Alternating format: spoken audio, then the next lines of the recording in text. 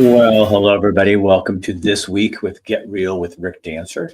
I was going through some of my old files the other day, the old video files from shows I've done in the past, and some stuff from KUZI days, and some stuff from my 15 years out of the business. And found a bunch of videos, so I'm going to start airing those here and there, so you guys can. I get a lot of people going, "Oh yeah, I remember that. I want to see that." So tonight we're going to go back and look at Oregon ghost towns. I was big on ghost towns. I did, I think, 4 different series over the years on ghost towns in Oregon. And this one was pretty special. This is like towards the end of my career in television. And there's several stories. These are around Western Oregon. And one in particular is probably my favorite, one of my favorite stories ever, because it's about a place called Scottsburg. And when we went there, we were killing some time and went up to get some shots of the cemetery and ran into a man who was there to bury his wife. And it's those are the kind of moments that just make the job that I had so amazing, because it just happened to happen. And we took the whole story and built it around that gentleman and his wife, who he was burying, who was originally from Scottsburg. So we're going to show that tonight. Next week, I'm going to have another interview. Then we're also going to show later this month a program I put together several years ago called The Strangest Reindeer of All, my attempt to look for Christmas and what about Christmas today looks like Jesus. And we tell it through the stories of people who are real. And I think you'll really enjoy that. So that'll be in a couple of weeks too. So, but first of all, let's welcome our sponsors. We can't do this without them. Albert Taylor. Endless possibilities. We have some commercials coming up. We just shot with some of our friends over there. Amazing organization doing some great things for our community. And Matt McCarl with New Leaf Hyperbarics and Wellness Center. If you haven't tried it, he has a Christmas special coming up. You can find it on any of our pages, anywhere we are. It'll tell you more about it, but you got to get in there and get her done quickly. Also, Dr. Michael Fallon. Michael is running a special right now, and you can get this Oral B. It's the 9 series, so it's the expensive one, but they're selling it for $238, and that is a heck of a deal. So he is selling now this coconut dental floss. I don't know if you can see that. Can you see that? Yeah, there you go. This is like the rage online, and it's online. I think it's $12, 10 or $12.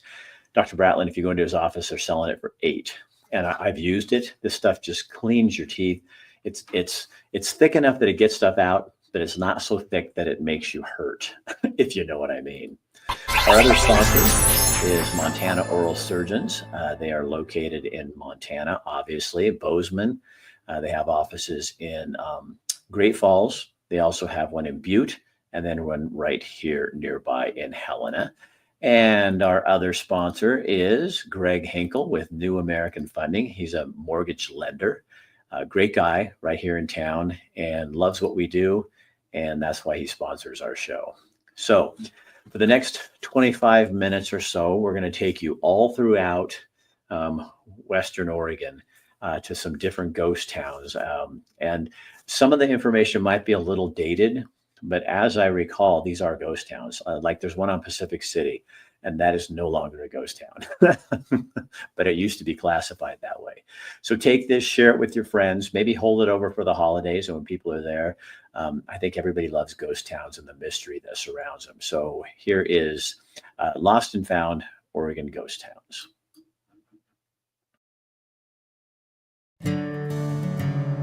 You drive through them on your way to someplace else.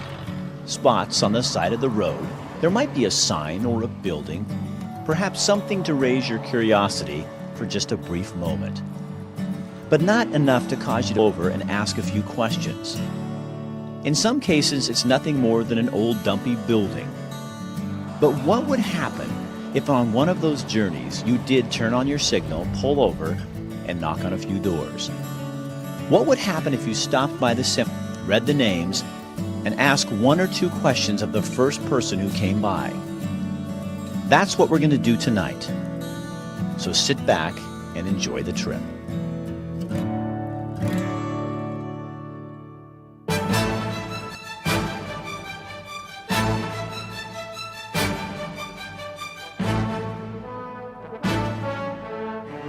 Good evening, I'm Rick Dancer.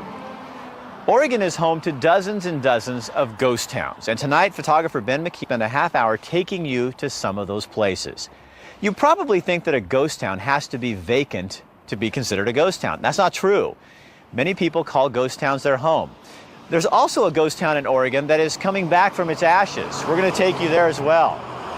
We begin our journey tonight in a little ghost town I bet you've passed through 100 times on your way to Coos Bay. It's a little place called Scottsburg.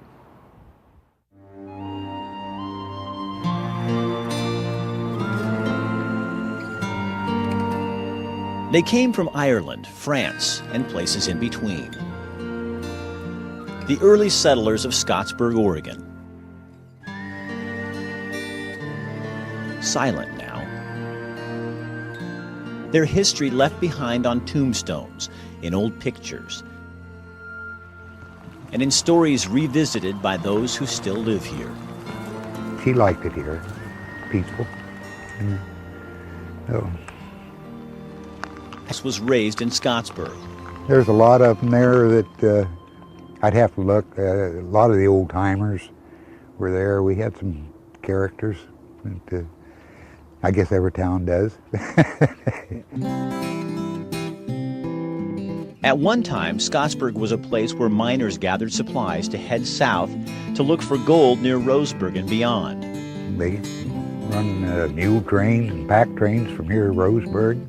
This was back in the 1800s, of course. It was a shipping port. It used to be the head of navigation, and sailing ships would come up there, and that's as far as up the river as they could get. On this day, when we ran into Pat, his visit was not about Scottsburg or its history. It was home, and it's, like I say, my mother and father, I got brothers, sisters, all buried here. As he carried the remains of his wife with him, this day was about his history, a period that had ended for him. You want to get the history on Scottsburg, talk to Henry Freer. He lives right there in town. He's the unofficial mayor. We'll come back to a little later. We found the mayor in what's left of Scottsburg, just down the road a bit. The way Henry Freer tells it, his great-grandfather's brother walked to Scottsburg from San Francisco over 100 years ago. How long has your family been here? Oh, it's in 1851. So you are Scottsburg. Yeah, kind of. Scottsburg was named after a businessman named Levi Scott. Scott owned the mercantile. There used to be an upper, middle, and lower Scottsburg. The town was a center of commerce from the coast for those going south into California. This was the last stop for ship traffic. Two floods in 1861 wiped out the lower and middle sections of Scottsburg. The highway came in, everything changed. Instead of stopping, cargo just bypassed Scottsburg. Now dozens of families live in the hills and backcountry surrounding the area. Just a few, like Mayor Henry, live in town. Everybody does their own thing around here.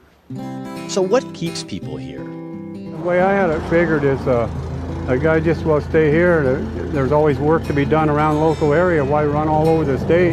That's what they want you to do, and I won't do it. Rugged individualists. I kind of like everything the way it used to be, and I don't like the modern day stuff. A place where the old ways work just fine. How is it decided who becomes mayor in Scottsburg? Well, it just happens. What do you mean They start calling you mayor, and it just goes from there. A place where personal freedom outranks everything. I can kind of do what I want. I don't have to answer to anybody, more or less. I'm a freer, and I'm free right here. A place where anyone can be mayor. And I don't know, I ain't gonna be around for it. Scottsburg, Oregon. A place people like Pat Thomas come back to forever. What's her name? Barbara, How long were you married? almost 52 years. Can I ask you something? Sure. What are you going to miss the most about her? Just miss everything about her, really. She's a special lady. In 1906, 36 children still went to school here in Gold. Now, not a soul lives here. Anybody who lives in the area has the address of Wolf Creek. But still, for some reason, people come here looking for something.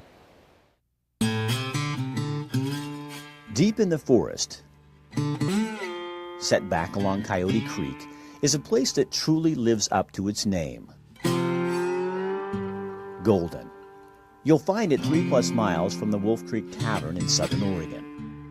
When we had the opportunity to buy this before somebody else bought it and bulldozed it down, then we just started getting, grants and things like that to do the restoration work and to keep it for the people of Oregon and people that are interested in historic places. Susan Bush is part of the Golden Coyote Wetlands Incorporated. How many of you are there? Very small. There's only about 5 to 7 of us. Bush and her group got into this project to create a wetlands in the valley below the town of Golden. These were the spoils left over from years of mining the mountain for gold. It was a moonscape. It was a bombed crater. And it just looked awful. Now, with plenty of work and care, it's coming back to life. A few years ago, the wetland workers turned their focus to what's left of the town of Golden. Why is it so important that these 4 little buildings? It's part of Oregon and United States history, and it's still here. Golden is one of Oregon's finest snapshots of a ghost town. Established in 1890, the post office opened 6 years later. William Rubel, a preacher, started the town. It used to be called Goldville. I believe he was a candlelight minister, and he wanted miners that were God-fearing people. There were no prostitutes here, no bars, no saloons. He just didn't allow that. The town sits just as it did 100 years ago. Only addition, a fake cemetery.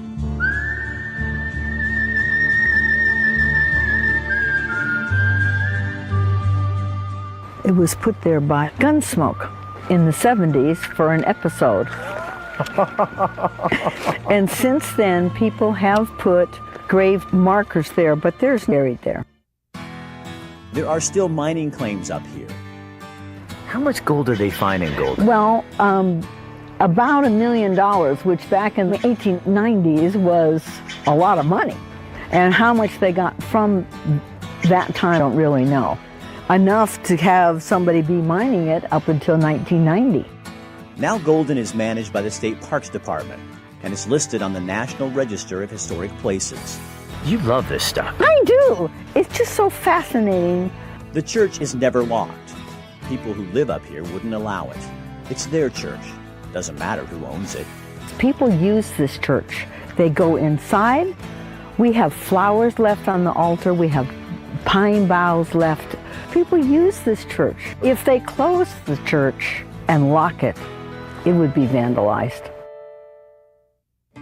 Golden is one of those ghost towns that was lost, but now is found. To find a spot like this, in this condition, that's over 100 years old, still here, is something that is absolutely not heard of.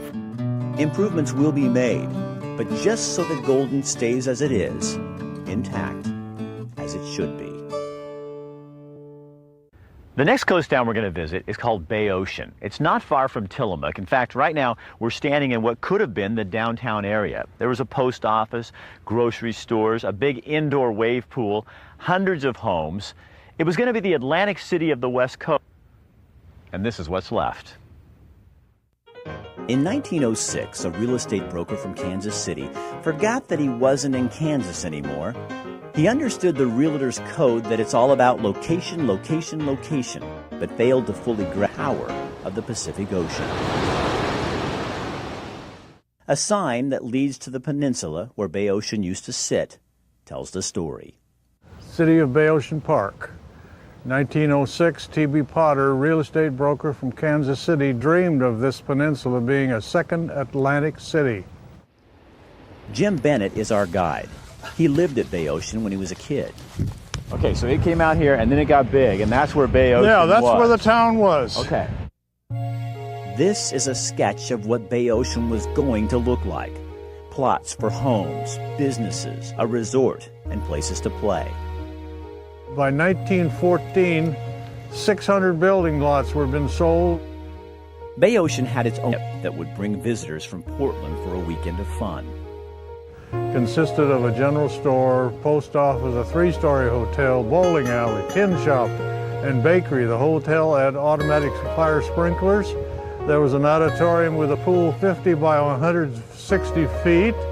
This was the place to be until something unspeakable, unbelievable, and unbearable began to happen. All this was Bay Ocean. There's nothing. Not a piece of concrete, not a water pipe, not a brick, nothing. Mother Nature reclaimed her sand spit. So what went wrong in Bay Ocean? They built the north jetty and it was fine, but they needed a south jetty to protect the ocean-going vessels and logs and stuff like that. But with just a north jetty, it created the currents to be different. The community lost it. The change in ocean current became a nightmare. The ocean literally washed Bay Ocean into the sea. Developers went broke, investors lost everything. Over 20 homes had fallen in the sea by 1949. Some tried to save their homes. Of 59 homes and summer cottages, only 5 were moved in time. You can find them nearby at Cape Mears, survivors of a disastrous dream, dashed by misfortune, bad planning, and an ocean that does what she wants. Francis B. Mitchell bought the first lot in 1907. He was the last to leave in 1952. Old-timers say in the end, Mitchell was so distraught, he would carry wheelbarrow after wheelbarrow of sand to the ocean, trying to save the sand spit and his investments. On February 15, 1960, the last house washed into the sea, and the city of Bay Ocean was but a dream. It's hard to keep a ghost town to yourself when you're located on the Oregon coast. 40 years ago here in Pacific City, there was a gas station on the corner, a couple of restaurants, a lot of vacation homes, but it was nothing like it is today. How do you keep a ghost town from being discovered? Don't ask the folks in Pacific City. Well, now that's the funniest thing I ever, it was nothing. I mean, there were a few houses. Dorothy Workman first visited Pacific City in 1922. She's 85. You do the math. It was a long time ago. There was no business over here at all. When I was in high school, the hotel that they just tore down was over where the Mexican place is now, and there was a little post office. Her granddad was a banker from McMinnville. He and his cronies built the first string of houses on the hill, now called McMinnville Row. Dave Baxter remembers coming to Pacific City when it was basically a ghost town. Yeah, we were 16, so 40 years ago almost. It was nothing here. It was a dive. I thought I'd never come back here again. For years, Pacific City just lumbered along. A few new homes. Businesses swapped owners after winter cycles and storms drove dreamers away. 10 years ago, a developer moved in, bought up a bunch of property, and started developing the town. Not a ghost town anymore. Business is booming. And now? And now I live here. Now I work here. Housing developments are sprouting up faster than townspeople can keep up with. A beach that used to be spotted with an occasional house is now blanketed in a sea of roofing, windows, and other materials. But I don't think there are any of the old timers that like it at all. We liked it the way it was. The days of fishing cabins and tacky stores are over, replaced by Cape Cod homes, Cedar Shake motels, a microbrewery, and swanky shops. Property values are through the roof. When we came here, high end was between 150 and 200. Now you're looking 3, 4, and 5, 600 to $1 million homes in Pacific City. Even she says the growth is too much, too fast. And she's a realtor. Soon there will be even more development. Hate it. We don't even talk about that. I'm serious. I absolutely hate it. A new spa, coffee shops, another restaurant. It's not the sleepy little fishing village it used to be when Dorothy was a kid. This is one lost town had the ghosts chased out of it, and it's highly doubtful that they'll ever find their way back. Now this was a tough ghost town to find. Idiotville, Oregon. Yes, there was an Idiotville, Oregon. But nobody knows for sure where it was. We had to go back and listen to old urban legends and a lot of gossip. And we had the help of a guide named Jim Rears. Halfway between Forest Grove and Tillamook, over the river, down a logging road, and just this side of a bridge, was a logging camp called Idiotville.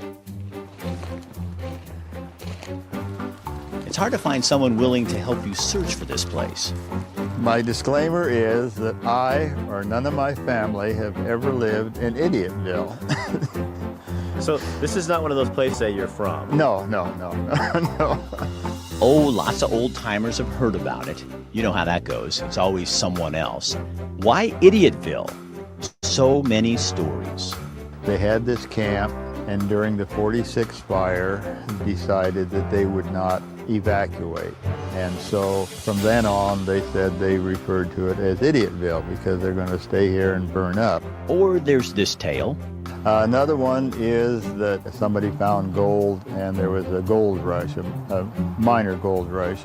And of course, they found out there was no gold here, and so anybody that responded to that was called an idiot, and their camp was Idiotville.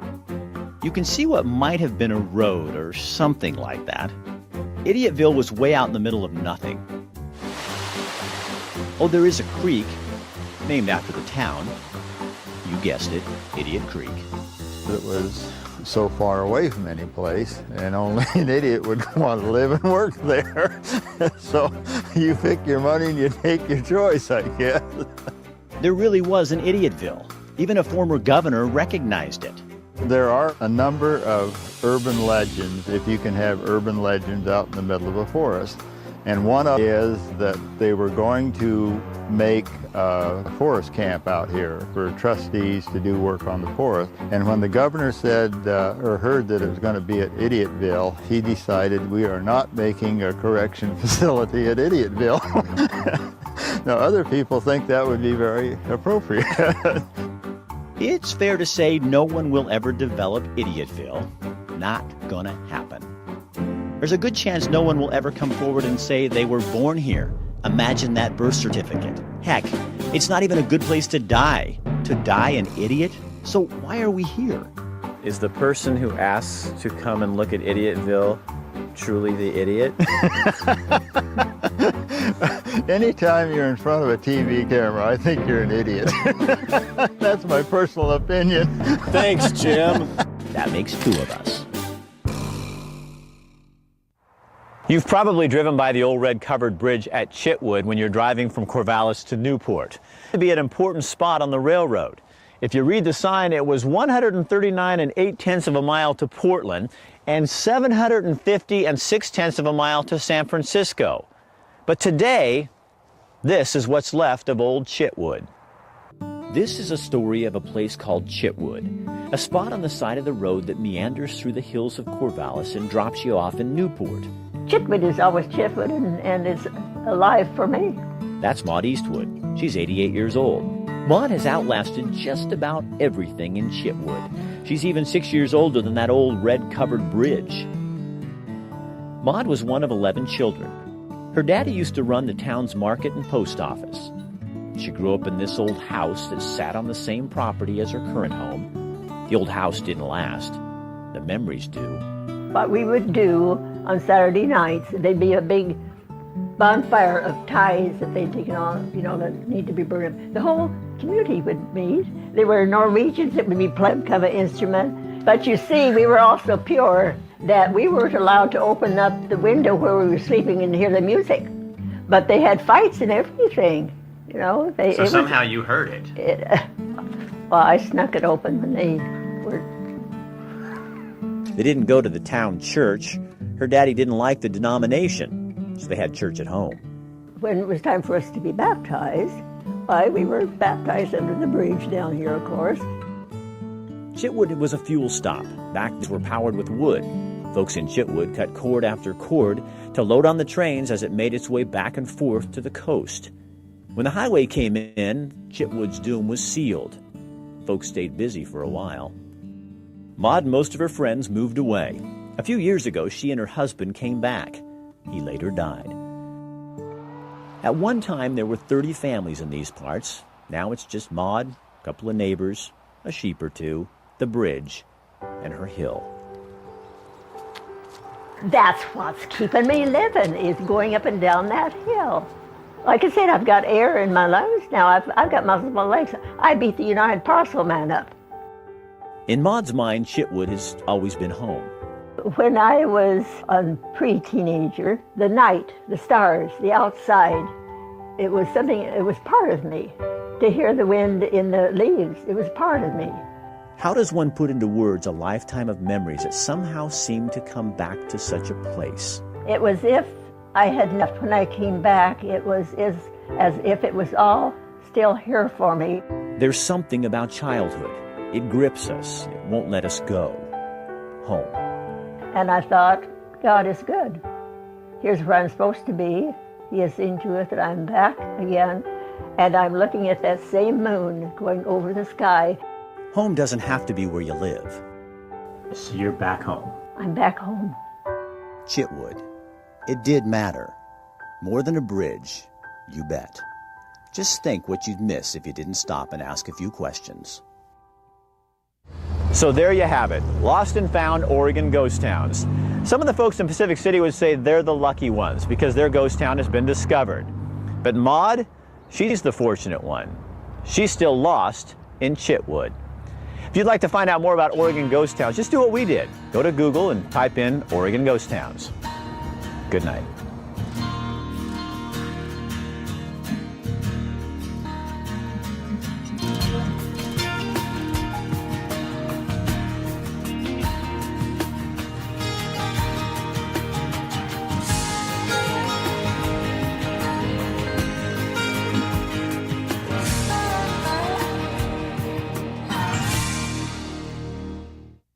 So the other thing that I do want to tell you is like this, what you have to be willing to do if you want to find ghost towns, and this happens in every single one we've ever done, is when we went to Chitwood, saying it right, we didn't have an interview set.